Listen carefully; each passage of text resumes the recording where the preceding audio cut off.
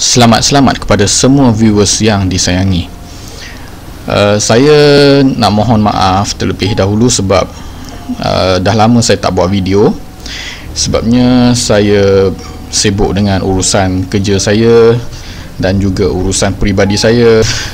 Okey, urusan peribadi saya melibatkan kereta saya dah hantar ke workshop untuk dicat semula, dan saya ada buat convert sedikit lah. Jadi sebelum tu saya sibuk untuk kumpulkan barang-barang kereta saya untuk dihantar ke kedai cat untuk diassemble sebelum dicat. Itu merupakan alasan kenapa saya lama tak buat video. So saya mohon maaf banyak. Jadi terima kasih kepada semua yang menyokong saya selama ini. Saya amat hargai sangat-sangat. Okey, kita teruskan dengan edisi misteri. Okey, saya nak buat video kali ni pasal lagu Cindai nyanyian Datuk Siti Nurhaliza. Okey, sedikit latar belakang lagu Cindai ni. Lagu Cindai nyanyian Datuk Siti Nurhaliza. Lagu ni diterbitkan pada tahun 1997 dalam album Cindai.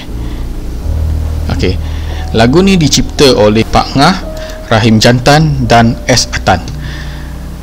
Okey, itu adalah sedikit sebanyak latar belakang lagu ni. So kita pergi ke kisah seram berkenaan dengan lagu Cindai. Okey, lagu Cindai ni memandangkan dia diterbitkan pada tahun 97. Masa tu saya baru sekolah rendah. Okey, jadi banyak benda yang saya dengar tentang benda mistik berkenaan dengan lagu Cindai ni. Yang paling klasik ataupun paling basic yang saya dengar lah.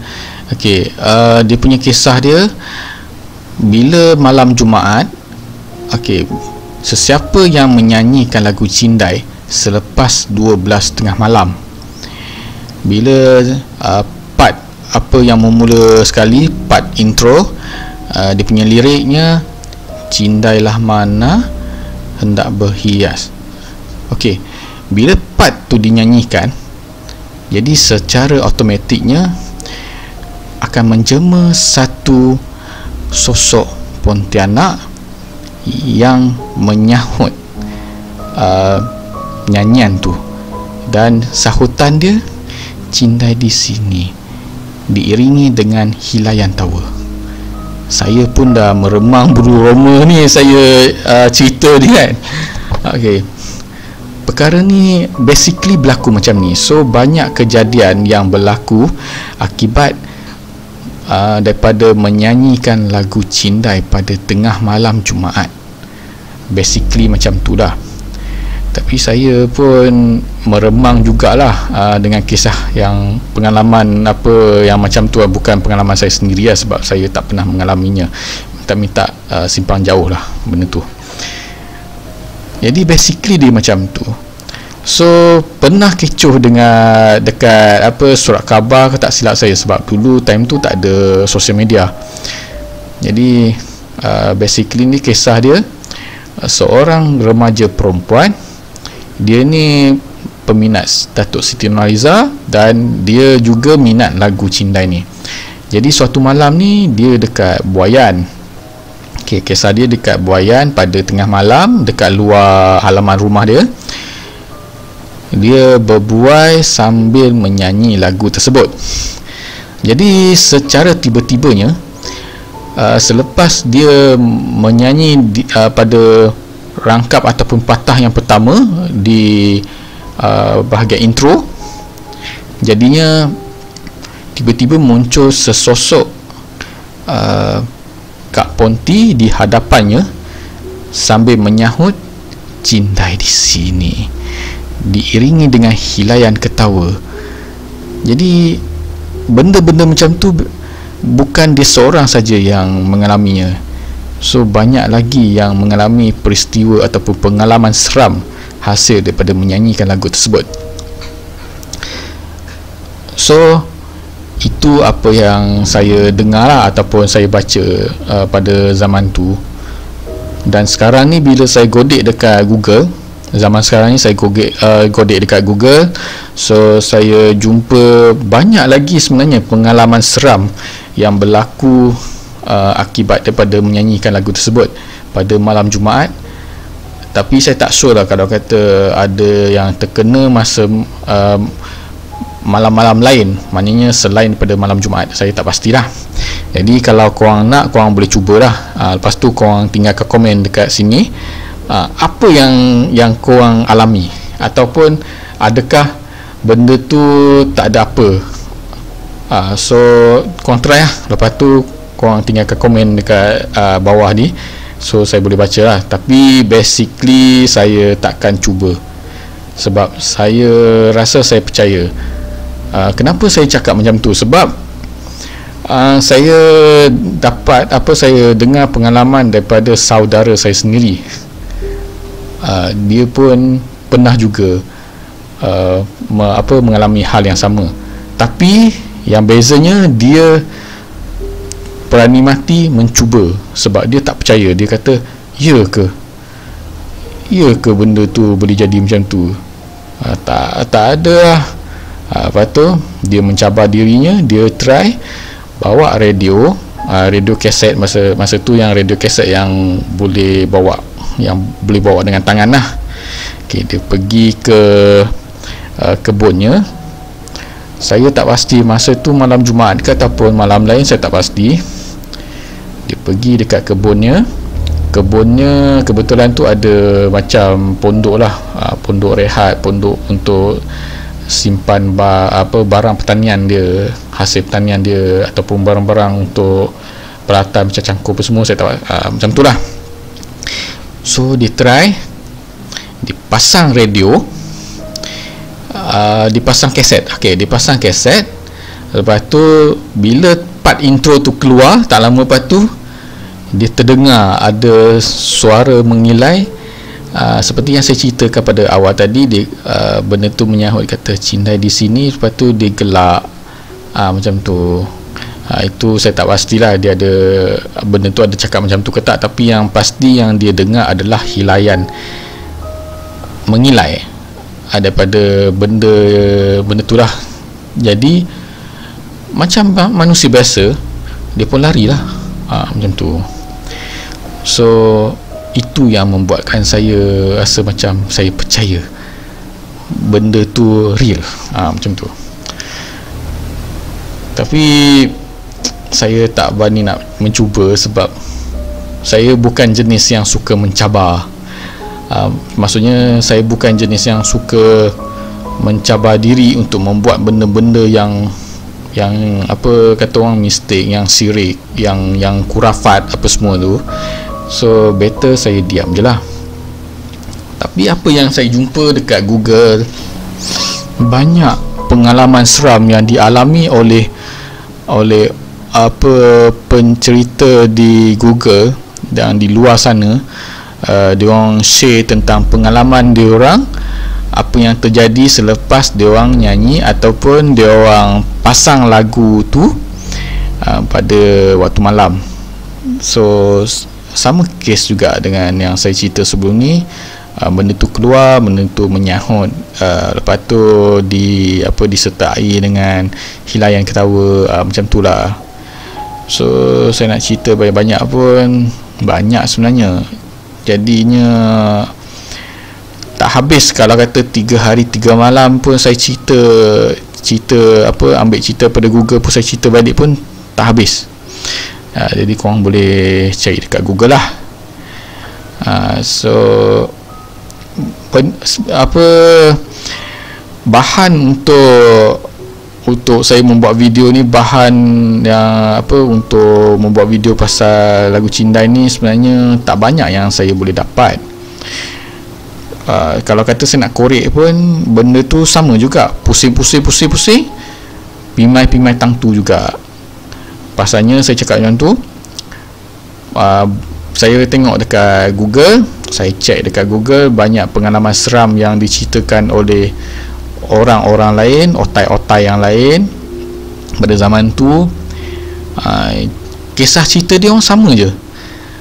bermula dengan diorang menyanyikan lagu tu, ataupun diorang pasang kaset ataupun radio lagu tu, rangkap pertama, lepas tu benda tu keluar. So pusing-pusing jalan cerita yang sama. So saya cerita kisah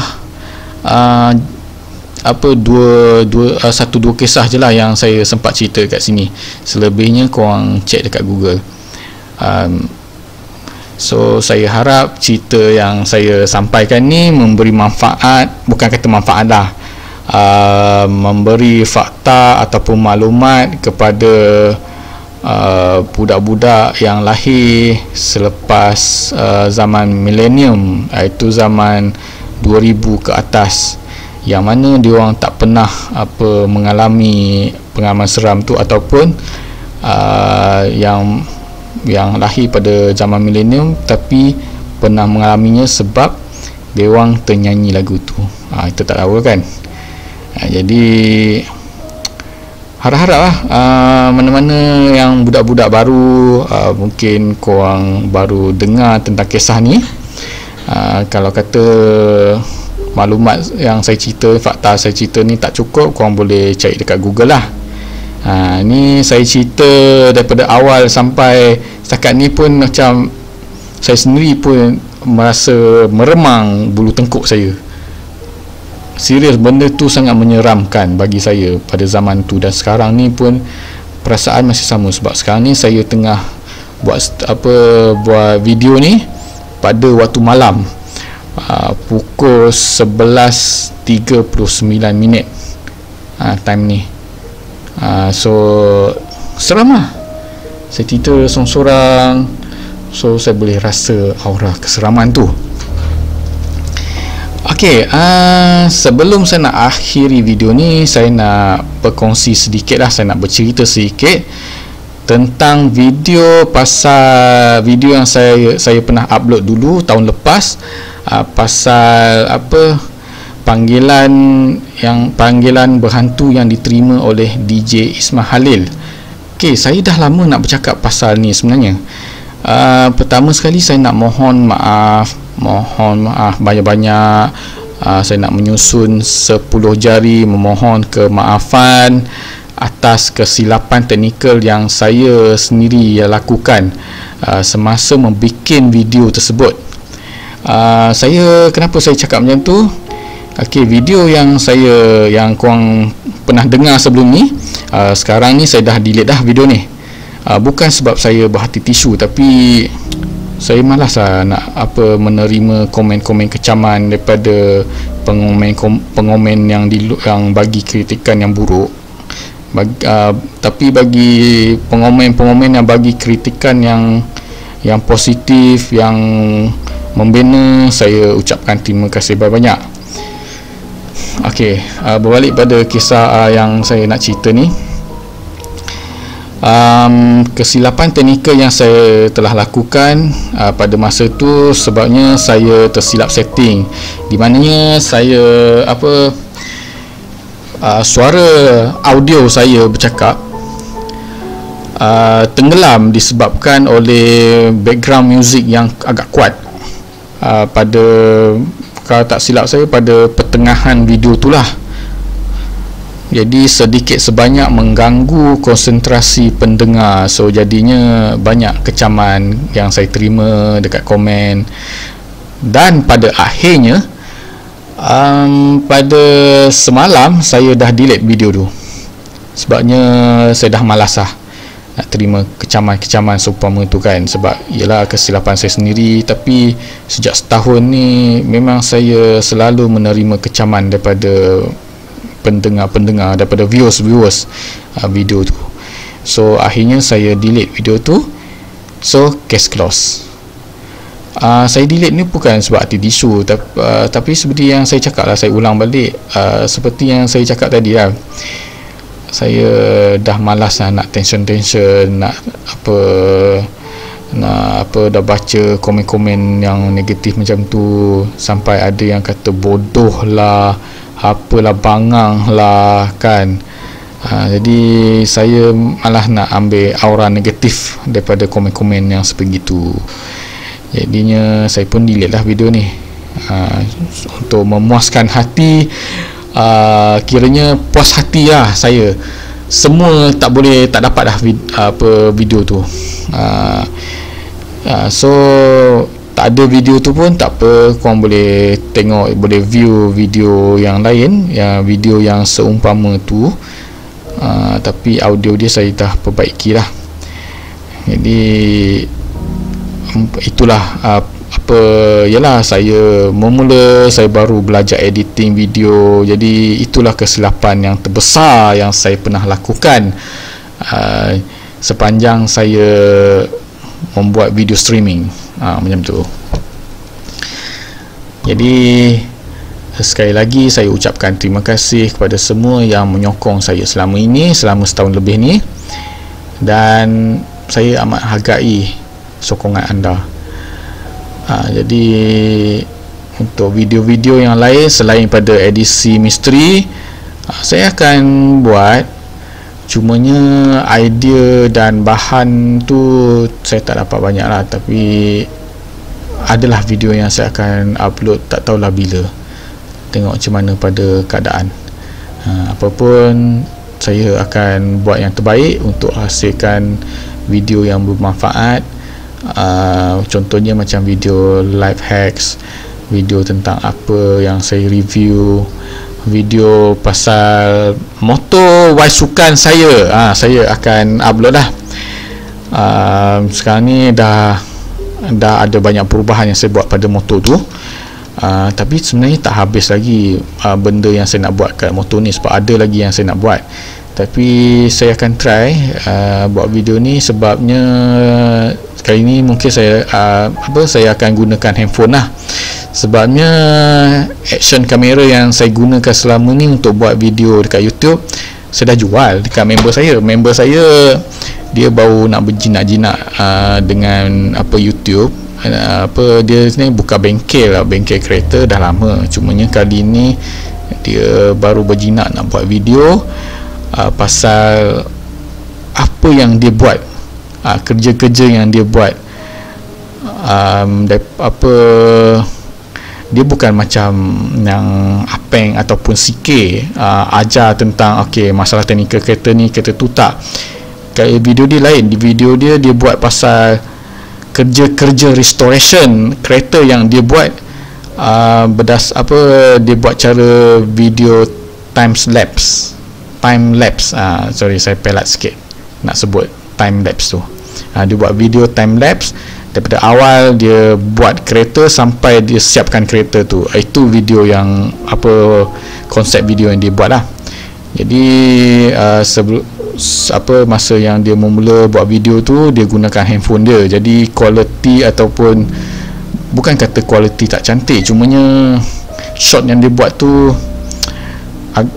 tak berapa cantik sangat lah, tapi taklah teruk sangat. Dia punya video tu terang juga, cumanya kalau kata gunakan handphone, dia punya view tu jadi kecil. Maksudnya guna handphone ni, kalau kata kita tengok dekat laptop ataupun PC, dia punya angle tu jadi tak wide. So saya sokong dia punya channel. So saya jual lah action kamera dekat dia, walaupun action kamera yang saya jual tu masih dalam keadaan yang tip top lagi. Saya jual dekat dia semata-mata sebab sokong kawan, macam tu. Nanti saya akan bagi link video channel dia, saya akan bagi. So video yang lain saya akan buat lah, saya akan upload. Tengok pada keadaan dengan masa lapang saya akan upload video yang terbaru. Tapi kali ni saya akan gunakan handphone saya. Saya akan try gunakan format 4K pada handphone saya untuk saya buat tangkap video untuk diupload ke channel YouTube saya. Cumanya kali ni mungkin editing tu lah yang menjadi masalah, sebab handphone saya dia tak boleh nak cucuk dekat PC. sebab saya guna iPhone kan. Jadi tak nak terpaksa saya upload direct daripada handphone ke YouTube, ke channel YouTube saya, dan saya akan try edit direct daripada YouTube tu sendiri. Saya akan try. Okay, so itu saja video saya untuk malam ni. So sekali lagi terima kasih kepada semua yang menyokong saya selama ni. Saya amat menghargainya.